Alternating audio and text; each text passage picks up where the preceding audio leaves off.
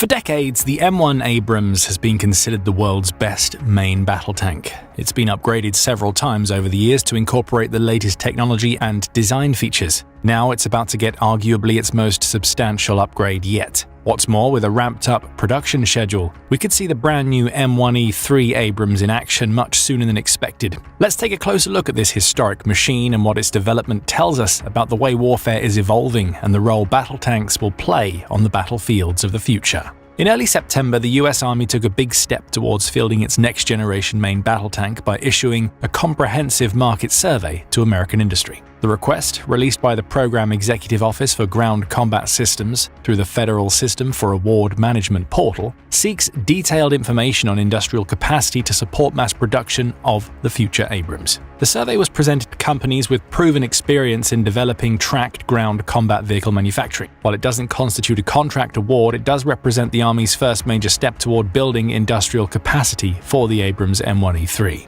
That's not to say that the M1E3 program hasn't been under development for some time. The M1E3 first emerged officially 2 years ago.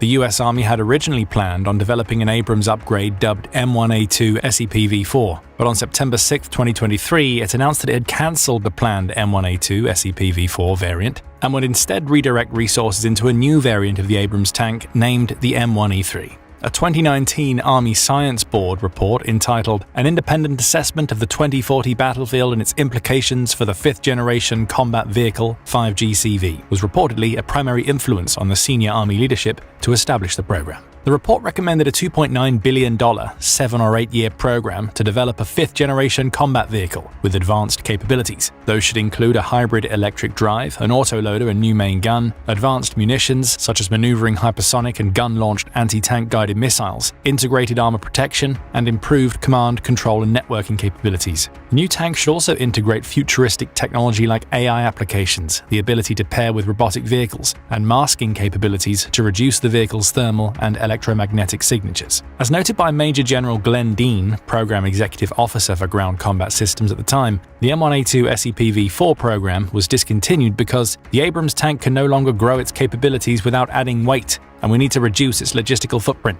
These are lessons learned directly from the war in Ukraine, which has underscored the importance of integrated protection systems and modular designs that allow for rapid adaptation to emerging threats. The development of the M1A2 SEPv4, which commenced in March 2017, wasn't entirely in vain though. The Army said that the M1E3 would include the best features of the M1A2 SEPv4 and will comply with the latest modular open systems architecture standards, allowing quicker technology upgrades and requiring fewer resources. This will enable the Army and commercial partners to design a more survivable, lighter tank that will be more effective on the battlefield at initial fielding and easier to upgrade in the future. Following that announcement, the next concrete step in bringing the M1E3 from the drawing board onto the battlefield was in the spring of 2024. The Army awarded General Dynamics Land Systems, or GDLS for short, a contract to begin shaping requirements and initiating preliminary design work for the M1E3. GDLS, the original Abrams equipment manufacturer, had previously unveiled the Abrams X technology demonstrator in October 2022,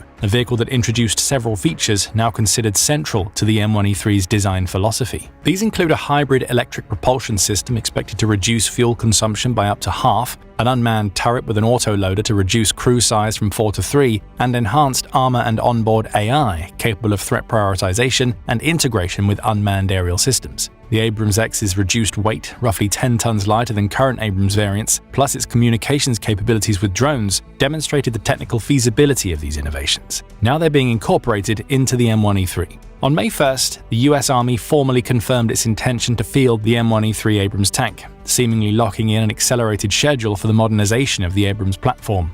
The new tank is expected to enter service within 24 to 30 months, well ahead of the originally projected 2030 timeline. This acceleration highlights a strategic shift in the Army's approach to acquisition, with the aim of overcoming bureaucratic delays and outdated risk management practices. This change in strategy is designed to rapidly equip armored formations with a lighter, more survivable, and technologically advanced main battle tank capable of addressing evolving threats. The decision was made shortly after General Randy George was appointed Army Chief of Staff and was presented with a 65-month schedule for initial production. George directed the program team to cut that timeline by at least 2/3. According to the Army's Chief Technology Officer, Dr. Alex Miller, George's decision was driven by the recognition that the existing acquisition process, which could take over a decade from program initiation to delivery, was no longer suitable for the pace of technological change or battlefield evolution. It's hard to disagree, as we've seen on the battlefields of Ukraine, where innovations and counter-innovations sometimes occur within a matter of days. Bureaucratic red tape can be a huge hurdle in supplying forces with the combat capabilities they urgently need. It took 8 months for the first signed-off deliveries of Abrams tanks to Ukraine to land in the country, indicating the extent to which US military procurement has become mired in bureaucracy. Miller criticized traditional acquisition culture for trying to manage all the risk to the point where there's no risk, and instead advocated for accepting responsible risk, removing unnecessary bureaucratic hurdles, and leveraging all legally and ethically available tools to expedite development.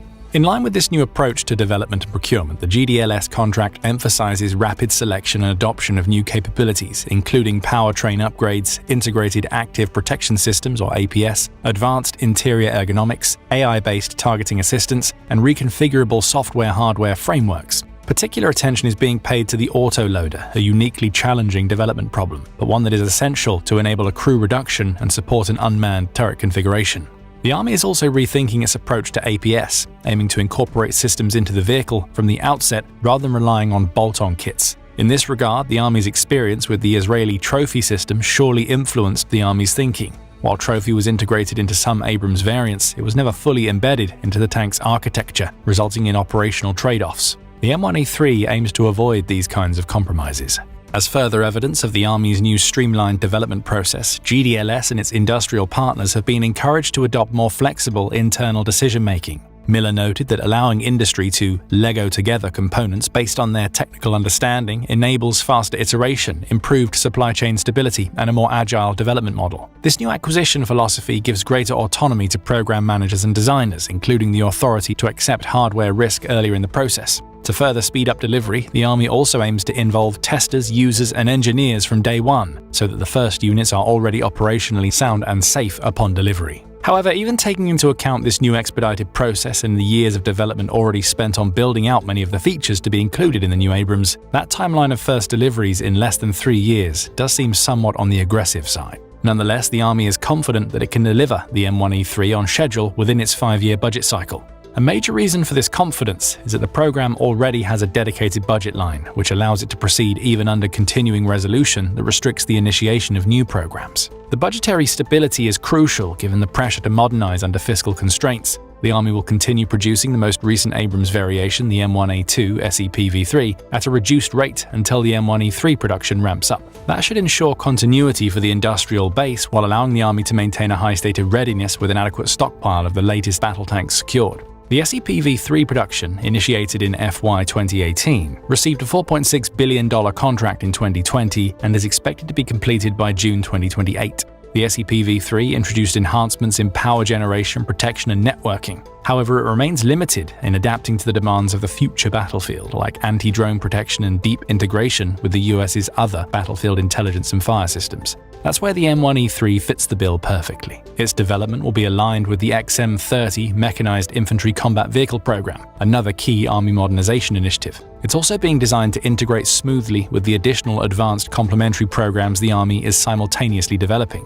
Prominent among those is the Armored Multi-Purpose Vehicle, or AMPV, which will replace the legacy M113. The AMPV includes 5 specialized variants to support Armored Brigade combat teams and entered active service in 2023. Another prominent example is the forthcoming upgrade to the legendary Bradley Infantry Fighting Vehicle. The Bradley Hybrid Electric Vehicle, or BHEV, alongside related hybrid electric efforts, doesn't just upgrade the Bradley's strength, capabilities, and interoperability. It also aligns with the Army's 2050 climate strategy goal to electrify all tactical vehicles, with hybrid systems serving as a transitional step. The M1E3, with its hybrid engine, is a flagship component of this broader strategy to modernize the US Armored Force. Then again, the M1 Abrams has always been at the heart of the US's ability to field the most advanced and powerful army in the world. so it would be shocking if the latest evolution of this legendary tank didn't also push the technological boundaries. The origins of the Abrams can be traced back to 1963, when the US Army and the West German Bundeswehr began collaborating on a new main battle tank design that both nations would use, improving interoperability between two NATO partners. Like the M1E3, this tank, known as the MBT-70 in the US and the Kampfpanzer 70 in Germany, incorporated many new unconventional technologies of the time.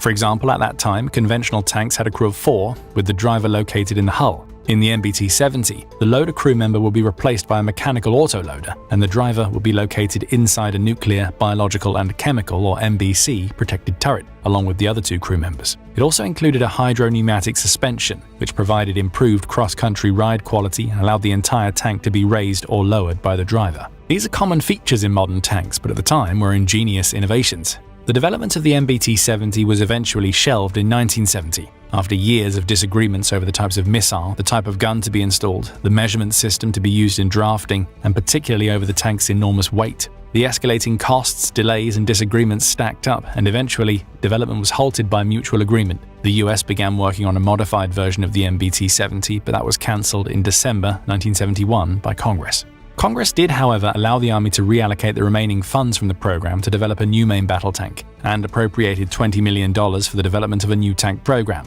Adjusted for inflation, that's only worth around $150 million today. By contrast, a recent contract for upgrading 29 M1A2 tanks to the SEP V3 configuration cost $650 million, underscoring just how insanely the costs for military equipment have exploded over recent decades, and how significantly the purchasing power of the dollar has been debased. Nevertheless, a protracted process involving several prototypes, an intense bidding battle between Chrysler and GM, and more back and forth over design and weaponry than a pendulum in perpetual motion followed. And ultimately, the first 2 M1 Abrams tanks were debuted at a ceremony at Lima Army Tank Plant in Lima, Ohio, in February 1980. M1 was the name given to the prototype while it was under development, with the tank being named after General Creighton Williams Abrams Jr. Abrams was a highly decorated US Army officer who served as a tank commander during World War II and later became Chief of Staff of the US Army from 1972 to 74. He was a key advocate for the development and deployment of the M1 tank, and his leadership and vision for modern armored warfare were instrumental in the project's success. The Army was intending to name the tank after World War II hero and subsequent Secretary of State General George C. Marshall, but was preempted by Army Secretary Howard Bo Calloway, who had revealed the Abrams name several years earlier. Fittingly, it was General Abrams' widow who traditionally christened the first tank by smashing a bottle of champagne over its barrel. After some hiccups, production of the initial M1 hit its stride, and by 1985, 2,374 had rolled off the production lines. A further 894 IPM-1s, short for Improved Performance or Improved Protection, were produced between 1984 and 1986. In 1985, the M1A1 upgrade arrived, with 4,974 being produced in a variety of models between that year and 1993. The upgraded version featured a pressurized MBC system, rear bustle rack for improved stowage of supplies and crew belongings, redesigned blow-off panels, and the M256 120mm smoothbore cannon. At least 10 different versions have been produced, including the M1A1 SA-UKR, which is the official US designation for the M1A1 SA variants given to Ukraine via the Foreign Military Sales Program. The Ukrainian Abrams were upgraded with forward-looking infrared and far-target locate sensors, a tank infantry phone, communications gear like the FBC-B2, and Blue Force tracking to aid in crew situational awareness, and a thermal sight for the 50 caliber machine gun. The next major baseline upgrade for the M1 Abrams appeared in 1991, the M1A2. These models offer the tank commander second-generation depleted uranium armor components, an independent thermal sight, and the ability to shoot at 2 targets in rapid succession without the need to acquire each one sequentially. The baseline model has subsequently been upgraded 3 times, firstly with the M1A2 SEP, which stands for System Enhancement Package, and the SEP V2 and the SEP V3 versions. The latter is the variant currently being produced, including bespoke variations specifically for export to Taiwan, Romania, and Kuwait. Prototypes of the SEP V3 only started emerging in 2015, so they're jam-packed with modern technology. These include the M829A4 kinetic energy anti-tank round, which enhances the tank's lethality against modern threats like advanced explosive reactive armor, and the M1147 AMP round that combines multiple functionalities including point, detonate, delay, and airburst modes, to name but 2 examples. Unsurprisingly, they're highly sought after, both by the US Army and other militaries around the world. In truth, the US has a growing production backlog, with some 1,500 orders of the SEPV3 still to be delivered. Poland, for example, expects to receive an average of 83 of these tanks per year from a contract for 250 vehicles signed in April 2022. The US Army is able to produce a maximum of 35 M1A2 SEPV3s per month at the Lima plant in Ohio, with a standard rate of 12 per month and one shift at 40 hours per week. However, in reality, the Army has only been producing the tank at a rate of 109 a year, or roughly 9 a month in recent times. That's way down from peak production a few decades ago. From 1979 to 1993, records suggest that the US military-industrial sector produced a staggering sum of 8,800 M1 Abrams tanks across the different variations. That averages out at 840 vehicles per year, or 75 units per month, more than 8 times the current production. In the event of a major war breaking out with Russia or China, the US will have its hands full trying to surge production back to anywhere near the levels of the early 1990s. And that's for the established production line of the SEPV3, not for the brand new M1E3. As ably demonstrated by Russia, ramping up production of existing models isn't that easy. Today, Russia is estimated to be able to produce between 200 and 300 of its flagship T-90M Proriev, but it took them at least 2 years to surge production to those levels. Meanwhile, the mythical next-generation T-14 Armata still sits at the stage of several semi-functional prototypes a decade after production was first announced. That's why the industrial survey commissioned by the US Army earlier this month is an important step.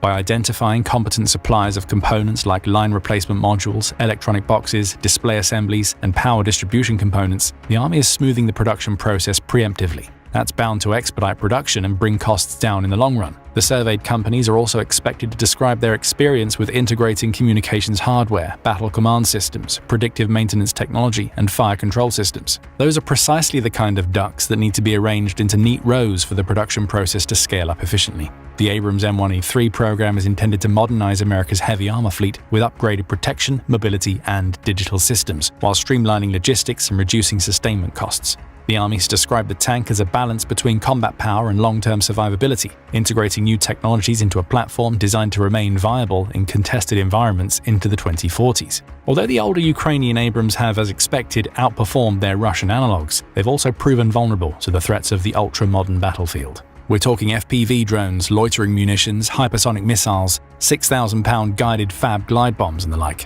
In mid-2024, Ukraine actually withdrew its remaining Abrams from the front lines to preserve them, for much the same reasons as Russia has greatly reduced the use of its depleted tank stocks on the front lines in 2025. The M1A3 is said to include fearsome new weaponry, like maneuvering hypersonic rounds and gun-launched anti-tank guided missiles. It also packs stronger armor designed to deal with drones, guided munitions, and new anti-tank weapons. Features like AI-assisted targeting and situational awareness, reduced thermal and electromagnetic signatures for enhanced survivability, and the ability to operate with robotic wingman vehicles will go a long way to snuffing out these modern threats. Plus, with its modular design, it can be relatively easily converted to counter emerging threats like directed energy weapons, or to incorporate them. With the US preparing for potential large-scale conflicts against near-peer adversaries, ensuring that it has not only the advanced weaponry to win these conflicts but also robust domestic manufacturing to pump them out timelessly is a central priority. The M1E3 ticks all the right boxes, and this latest move by the US Army signals that it's taking the necessary steps to ensure that this latest iteration of the Abrams dominates the battlefield for decades to come, just like its predecessors have. As always, we'll keep you updated on the latest developments in the arms industry and on the world's most important battlefields. Hit that subscribe button to make sure you never miss out, and thank you, as always, for watching.